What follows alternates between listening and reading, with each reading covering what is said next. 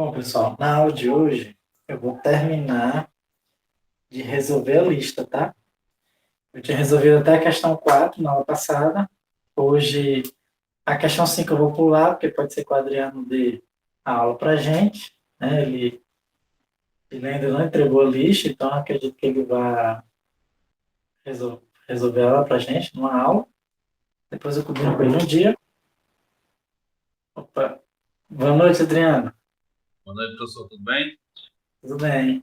Eu estava falando, eu estava gravando aqui para ninguém, né? Para postar mesmo, mas eu estava falando exatamente sobre você, porque eu vi que você ainda não entregou a lista. Então você vai querer dar aula mesmo, Adriano? Professor, a gente pode tirar um momento no final, aí só eu, viu? Você quer resolver a questão? Você acha que você precisa de quanto tempo? Não, no final da sala a gente conversa. Ah, tá bom. Ah, tá bom, tá ok. Tá ok. Então, no final da aula a gente conversa. Pronto. Boa noite, Maírton. Eu já estava gravando aqui, que eu já tinha Oi, professor. começado. Mas hoje, basicamente, vou só resolver a lista, tá? Eu já resolvi, eu já resolvi as 4 primeiras na aula passada, que foi o que o Maírton já viu. Boa noite, Marina. E hoje, o que eu vou fazer? Vou terminar de resolver as outras questões, né? Exatamente para vocês saberem, né, como é a forma de se fazer a questão e, e saber como é que faz a questão e saber, né, se eu corrigi certo ou errado, tá bom?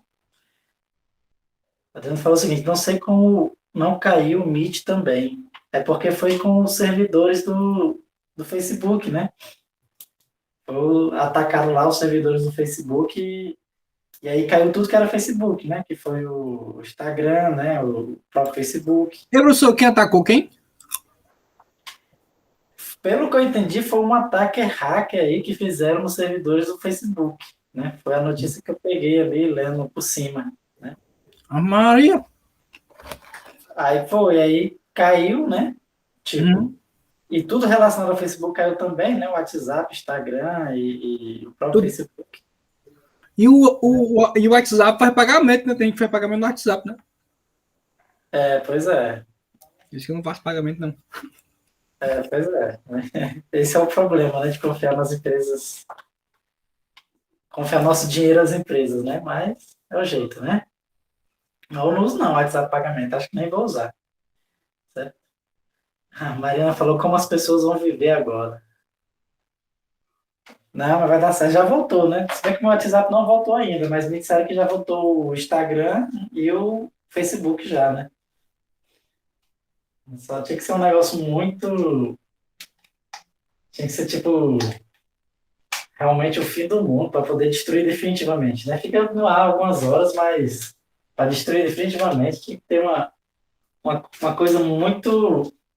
Um problema muito grande, né? Porque tipo, eles fazem backup em vários lugares diferentes, vários servidores, então não tem como acabar, né?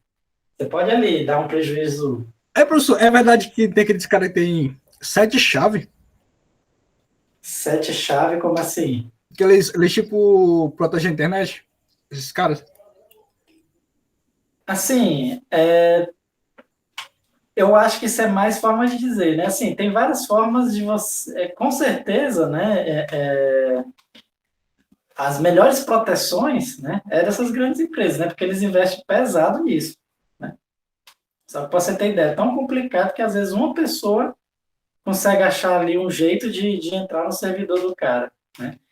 Então, assim, mas não tenha dúvida que essas grandes empresas têm as melhores proteções, né? Porque eles têm muito dinheiro, já trabalham na área, né? Tem pessoas com expertise que trabalham na área, então, assim, é de se esperar que eles tenham uma melhor segurança, né? Apesar de que, mesmo assim, né, eles ainda não conseguem garantir 100% de segurança, né? É por isso que é sempre bom ter backups, né? Usar várias serviços de nuvens diferentes, né? Ou seja, vamos supor, eu uso muito o Dropbox, mas não é interessante as coisas importantes mesmo, eu deixar só no Dropbox, porque vai que um dia um cara entra no servidor do Dropbox e apaga todos os arquivos, né? É bom ter uma cópia em algum outro lugar, né? No Google Drive. né? Ou vice-versa, né? Certo? Bom, mas vamos lá.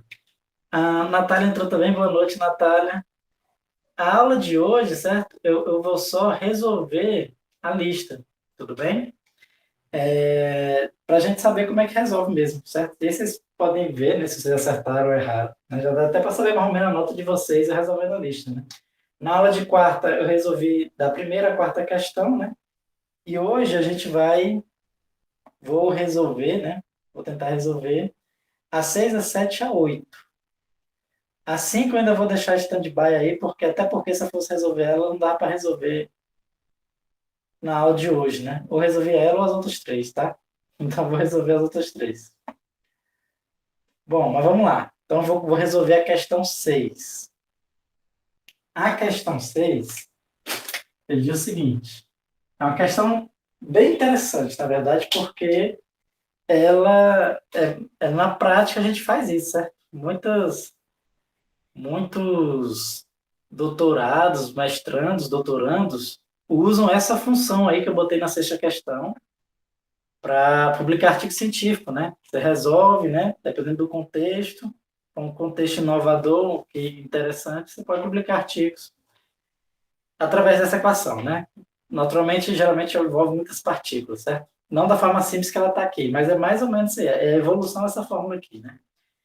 Vamos lá, a questão diz o seguinte: a energia potencial para uma força existente entre dois átomos, numa molécula diatômica, tem a seguinte forma aproximada, certo? E esse potencial é até conhecido como potencial de Lennard-Jones, certo? Só não sei como é que se escreve, mas eu sei que se pronuncia mais ou menos isso, Lennard-Jones. Vx a 12, tá? Depois dá até para a gente entender mais ou menos como é que surgem essas forças, né? Uma é devido à interação de polo, né, entre elas, certo? Bom, no item A, ele pede para determinar a força. O item A é mais fácil, né? Porque a força é simplesmente menos a derivada do potencial. Então, a força aqui é só a gente derivar o potencial, né? Então, deriva isso aqui, ó. É menos A, x elevado a menos 6, né? Então, décimo menos 6 fica 6A e subtrai 1. Só que x a menos 6 menos 1 vai ficar x a sétima. Tá? E esse aqui é décimo menos 12, então vai ficar menos 12b e subtrai 1, x a décima terceira. Pronto. Então está aqui a força, certo? Agora, vamos achar, sim, o item B. No item B, deixa eu ver aqui, alguém entrou, foi? Acho que a Natália entrou duas vezes, ou saiu e entrou. Foi que caiu aqui, eu entrei de novo. Acontece. Bom, no item B ele fala o seguinte: supondo-se que um dos átomos seja muito pesado e permaneça em repouso, enquanto o outro se move ao longo de uma linha reta, descreva os movimentos possíveis.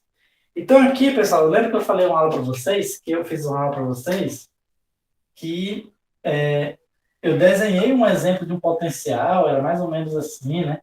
E aí, só sabendo a energia total, a gente consegue descrever os vários tipos de movimento que ele pode ter, tá? Aqui a gente vai fazer isso.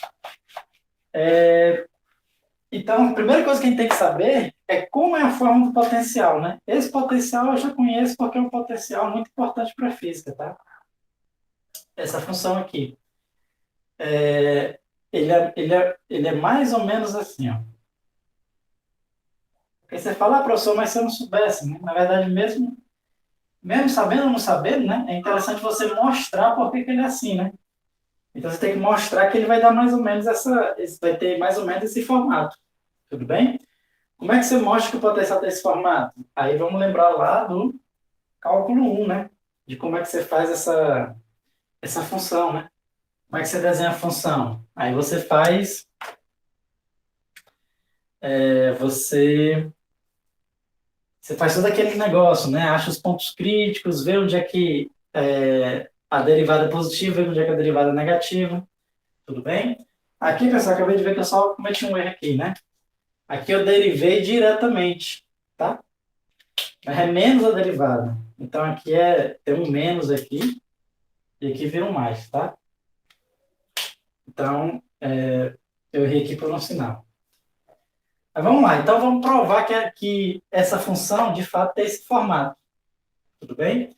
Primeira coisa que a gente vai fazer, vamos achar quantas raízes reais essa função tem. Certo? Então, eu já posso fazer o seguinte, né? Ó. Para eu achar quantas raízes ela tem, eu simplesmente igualo a função a zero, né? E aí, ó,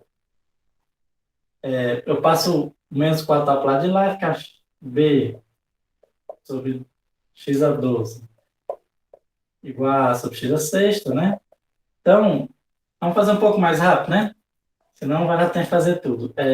Eu posso cortar x a sexta, supondo que x é diferente de zero, ele tem que ser, né? Aliás, nem supondo. O x com certeza é diferente de zero, porque senão essa função não estaria definida. Então, cortei aqui, corto 6x ali, então vai ficar a x a sexta igual a b. Então, a raiz, né? Vamos botar de R aqui. X0, por exemplo, x0 mesmo. Um x0 vai ser a raiz sexta de b sobre a. Tá? E só tem essa raiz, né? É exatamente esse ponto bem aqui assim, ó. Esse ponto bem aqui assim é b sobre a elevado a 1 sobre 6. Tá bom? Então só tem uma raiz, tudo bem? Que é exatamente aquela. Aqui eu já coloquei o desenho, né? Mas claro, lógico, se você não souber, é porque eu já sabia, né? Mas se eu não soubesse, eu teria que fazer primeiro, achar todas as propriedades e depois chegar no desenho, tá? Então, vamos até supor que a gente não sabe isso aqui, né? Então, primeiro eu achei essa raiz aí. Qual é o próximo passo quando a gente quer desenhar uma função? A gente deriva ela e vê onde é que tem pontos críticos, né? Então, a derivada, na verdade, eu até já fiz, né? Então, não vou fazer de novo. É exatamente isso aqui, só que com sinal trocado. Então, vai ficar 6a sobre x a sétima menos 12b sobre x a 13. E eu faço isso a zero, né? E aí, isolando aqui, né? Vou fazer aqui mais rápido. Posso cortar esse com esse, vai ficar um 6b. Posso cortar o x a sétima com 13, então vai ficar x a sexta também, né? X a sexta, isso. E aí vai ficar novamente, vou isolar logo aqui. Vai ficar 2b sobre a elevado a sexta. Tudo bem? Então aqui tem um ponto crítico, chamado de x1. O que é um ponto crítico? É um ponto onde a derivada troca de sinal, tá? Mas a derivada é zero, certo? Como eu falei, a gente já sabe que vai ser esse ponto aqui. Vamos supor que a gente não saiba quem é esse cara. Tá bom? Beleza. Aí a gente tem que saber se ele é máximo ou mínimo. Como é que a gente sabe se ele é máximo ou mínimo?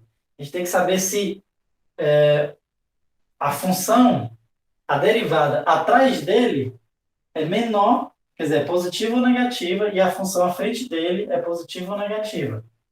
Tudo bem? Então, como é que eu posso fazer para descobrir isso? Aqui eu vou usar um pouco a intuição, tá? A gente poderia substituir um valor, por exemplo, substituir um valor menor do que esse aqui e um maior, e ver se é positivo ou negativo, certo?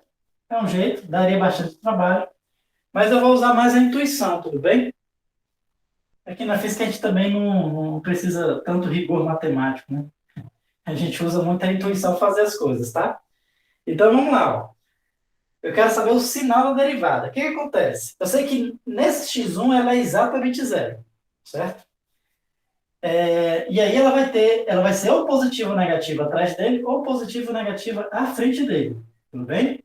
Como é que é essa minha função? Essa minha função é formada por dois termos. tá? Dois termos que são sempre... esse cara aqui é sempre positivo, por quê? Porque o meu x é sempre positivo, tá? O a é positivo. E esse cara aqui é sempre negativo, por quê? Porque o b é positivo e o x é positivo. Ou seja, sempre vai ser esse menos esse. Então, basicamente, o que eu tenho que saber é quem é maior, esse cara ou esse. Nesse ponto aqui, x1, os dois são iguais, tá? E agora, antes do x1, quem é maior? Tudo bem? Então, é só você ver, você tem que analisar qual é a potência que vai mandar aqui no caso. Tudo bem? O que que acontece? Quando você vai se aproximando do zero, certo? Então, quando você vai se aproximando do zero, o que acontece? Esse número aqui, ele vai tender a zero, né? O x tende a zero, tá? E aí, você tem uma divisão por zero. Então, esse número aqui vai tender o quê? Para algo muito grande, para infinito. Tudo bem? Ele tende para infinito, né? Não é à toa que a minha função é assim, ó, tá? Mas a questão quem é que tende mais rápido, certo?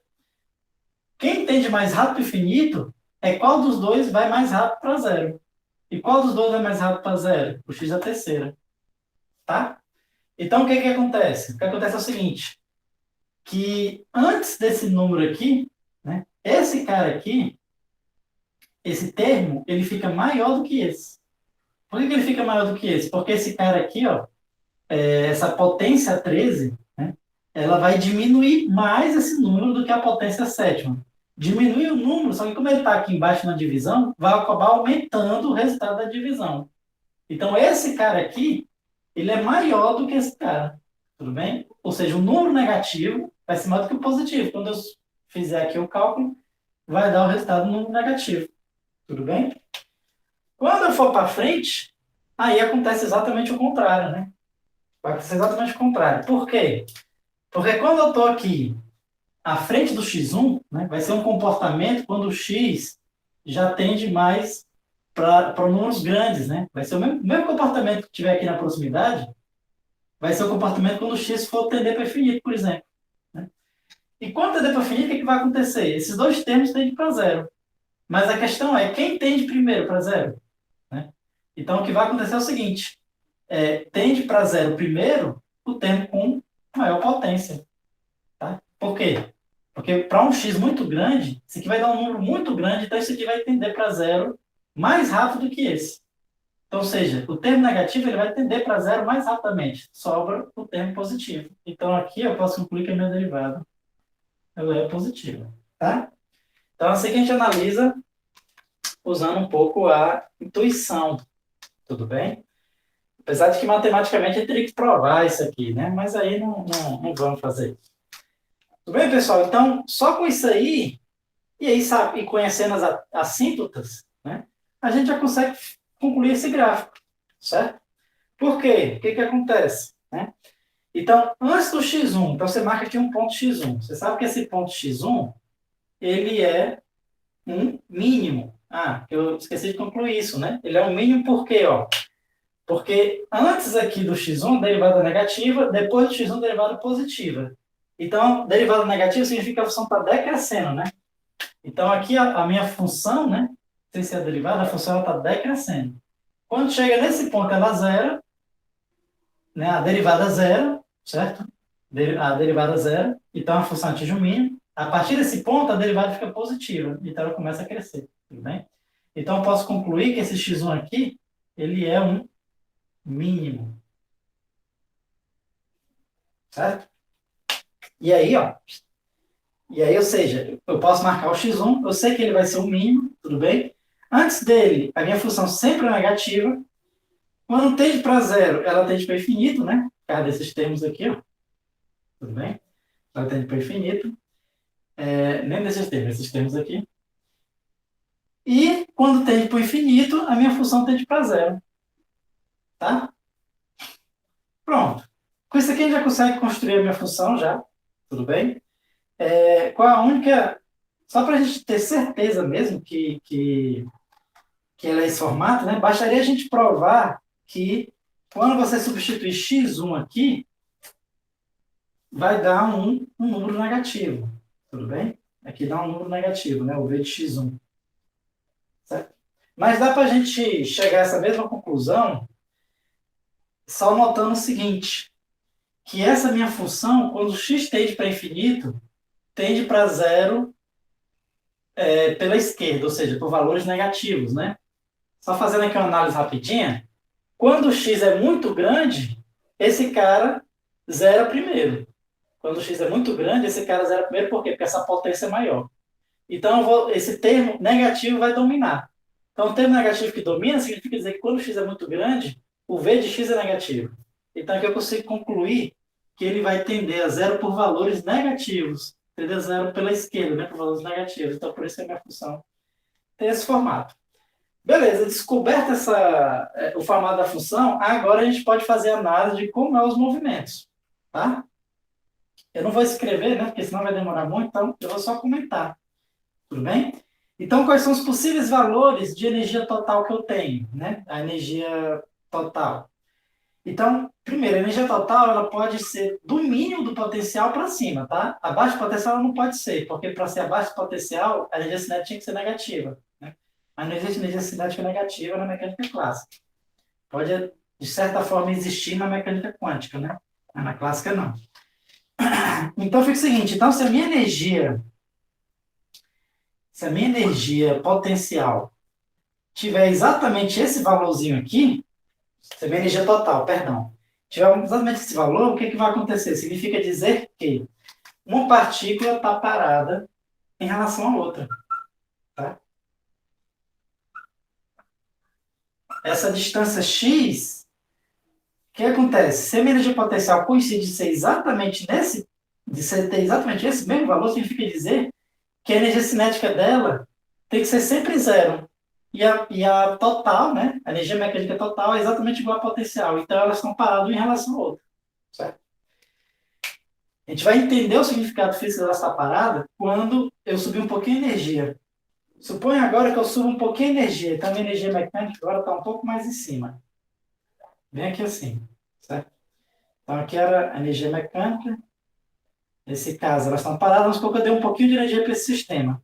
O que está acontecendo agora? O que está acontecendo é que a minha partícula, agora, lembrando, né? Energia potencial é isso aqui, a energia mecânica é tudo isso, e o que falta da energia mecânica para chegar no potencial é a energia cinética, tá? Isso aqui é a energia cinética. Então, o que acontece? A partícula pode ocupar essas várias posições, mas como é que ela vai ocupar essas várias posições? Ela vai fazer uma oscilação, né? Entre esses dois pontos. Deixa eu apagar aqui esses valores aqui. Ela vai oscilar entre esses dois pontos. Né? Entre esse ponto aqui e esse ponto aqui. Ela vai ficar oscilando, né?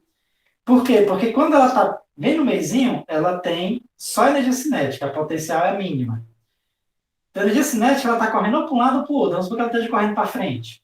Ela vai vir correndo para frente. O que vai acontecer com a energia cinética? Ela vai diminuindo, até chegar a esse ponto. Quando chega a esse ponto aqui, a energia cinética é zero.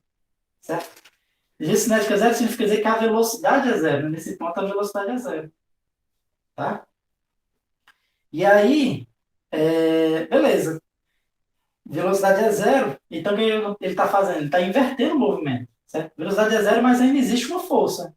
Então, a força começa a empurrar ela para o outro lado. Tá? Então, ela começa a voltar. Então, ela volta, né? Ou seja, ela saiu daqui, chegou aqui ela para. Agora ela volta e continua seguindo para o outro lado. Mas quando seguir para o outro lado, acontece a mesma coisa. Ó. Tem uma hora que a energia cinética é zero. Ou seja, ela novamente para e a força empurra para o outro lado. Então ela está oscilando. Então, nessa segunda situação, o que está acontecendo? A primeira partícula que ele disse que era mais pesada, ela está paradinha, tá? Essa partícula aqui, ela é muito mais pesada, ela está paradinha. E a outra, o que ela está fazendo? Ó? A outra está oscilando. Certo? Ela está indo para lá, voltando, vindo para cá e indo. Então, uma está parada e a outra está assim.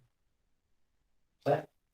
Então, do ponto de vista atômico, o que é essa oscilação dos átomos? É exatamente a temperatura, né? É a temperatura. E aí, certo? Então, ela está oscilando aqui entre esses dois pontos. Esses dois pontos é exatamente aqui. Ok? Agora vamos supor que eu vou subir na energia um pouquinho, observe que quando eu vou subir na energia, esse segundo ponto ele vai ficar cada vez mais longe, né? E chega um ponto que a minha energia mecânica é zero. Então, como é que é esse movimento? Observe que agora não vai existir nenhum ponto aqui para frente, não vai existir nenhum ponto aqui para frente que a minha energia potencial vai se igualar com a minha energia mecânica, certo? Então, o que acontece nessa situação? O que acontece é o seguinte, se a minha partícula estiver vindo em direção à partícula que está no centro, o que vai acontecer? Ela está vindo, vai chegar nesse ponto em que a mecânica se iguala à energia potencial, tá? Quando chega nesse ponto, aquele mesmo procedimento, energia cinética igual a zero, velocidade para e ela inverte sentido. Então ela vem, nesse ponto ela para e começa a voltar. Só que aqui ela não vai achar outro ponto para parar. Então ela continua indo embora. Então que situação é essa? É a situação em que a partícula ela está vindo, tá? Ela está vindo, chega nesse ponto aqui de aproximação máxima e aí começa a voltar. Começa a voltar e aí vai-se embora. Tá bom? Depois a gente vai ver, pessoal, que isso aqui é muito parecido. Inclusive, a gente está vendo isso lá no conteúdo do capítulo que a gente está, né? Isso aqui é muito parecido com a trajetória, por exemplo, de um planeta orbitando o Sol, né? A gente vai ver que quando ele está nessa situação, é a órbita elíptica. Quando ele está nessa situação aqui, é um cometa. É um cometa que se aproximou e depois se afasta. Tá? E vai-se embora. Certo? Então, essas partículas aqui, na verdade, esses dois átomos que estão em essa energia, né, quando você quebra o átomo, né? Vamos supor que você tem um átomo de hidrogênio. Você vai aumentando a temperatura, vai aumentando a temperatura, vai aumentando a temperatura, quer dizer, um gás hidrogênio, né? Se você sabe, o gás hidrogênio é o O2, que é o 2O ligado. Você vai aumentando a temperatura, você está aumentando a energia. O que acontece? Chega um ponto de energia que um oxigênio não começa mais a oscilar, eles não estão oscilando. O que acontece? Eles se aproximam e depois quebram e vão-se embora.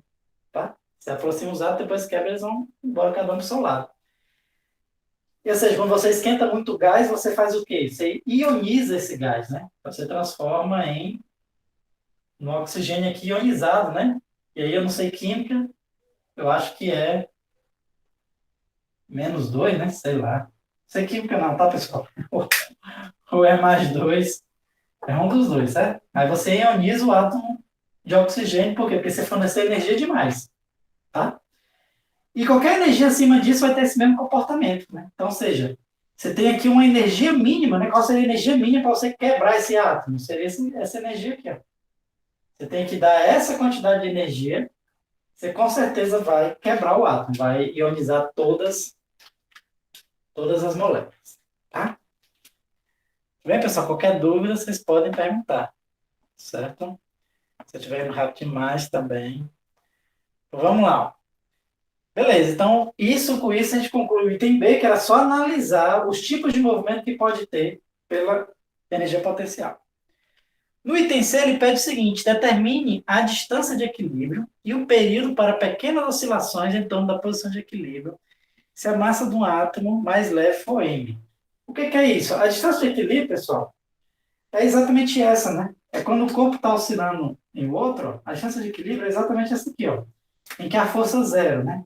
Lembrando, a força, como é a derivada do potencial, e aqui a derivada zero, né? Então, nesse ponto aqui, a derivada é zero, tá? Então, a distância de equilíbrio a gente até achou já, né? Tá aqui ela, ó. Essa aqui é a distância de equilíbrio. Distância de equilíbrio. Beleza. Tá. Agora, vamos achar o período para pequenas oscilações. Como é que você faz isso? Esse é um procedimento, certo? Se achar o período de pequenas oscilações, você vai ter que achar qual a parábola que encaixa aqui. Aqui, melhor encaixa aqui, tá? E esse procedimento de achar a parábola que melhor encaixa aqui, vocês vêem também no cálculo 1. Tá bom? Chama-se achar a série de Taylor dessa função. Certo? Eu vou deixar só o x1, porque o x1 eu vou precisar. Mas o que é achar a série de Taylor da função é você fazer o seguinte. Você tem aqui a minha função, né? O Vx. Certo? Eu vou escrever como sendo um polinômio. Vai ser um termo, vou chamar aqui de V0, mais... você vai escrever como sendo um polinômio, tá? Vou só cometer aqui um abusozinho de notação. Assim, V1x mais um V2x ao quadrado, mais um V3x à terceira, mais até o infinito. É você achar, você achar um polinômio que substitui a função, tá? E aí, como é que a gente faz isso? Usando a série de Taylor. Tudo bem? Só que aqui só tem um detalhe. Essa minha função não é definida em x igual a zero, né? Então, você não expande x igual a zero. Você vai expandir em torno de outro valor. Qual o valor que a gente vai expandir? A gente vai expandir em torno do x igual a x1. Certo? Esse cara aqui. E aí, para você achar a série de Taylor, a fórmula é essa aqui, ó. Não sei se vocês vão lembrar. É 1 sobre n fatorial,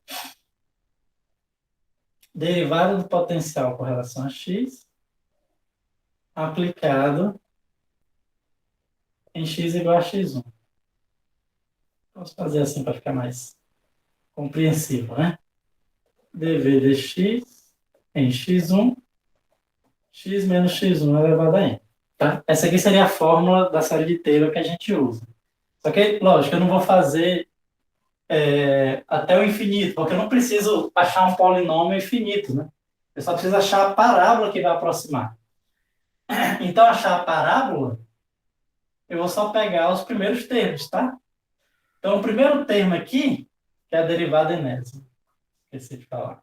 Derivada enésima. Então, o primeiro termo é só a derivada zero, certo? A derivada zero aqui é a própria função, tudo bem? A gente usa essa notação, a derivada zero é a própria função. Então, vai ser o v de x1, tá? Mais... Aí aqui vai ficar a primeira derivada em x1, x menos x1, mais a segunda derivada em x1, x menos x1 ao quadrado. Certo? Aqui tem outros termos, tá? A terceira, a quarta, a quinta, mas esses eu não estou interessado. Bom? Então vamos lá. Então, beleza. Então, com isso eu vou achar essa parábola, tudo bem? Eu vou achar essa parábola, certo? Então, eu vou ter... aqui vai facilitar a minha vida. Eu ver que a derivada primeira em x1 já é zero, né? E a derivada primeira é exatamente a reta tangente, né? A inclinação da reta tangente. A inclinação da reta tangente aqui é zero, tudo bem? Então, esse termo aqui eu já sei que vai zerar, tá?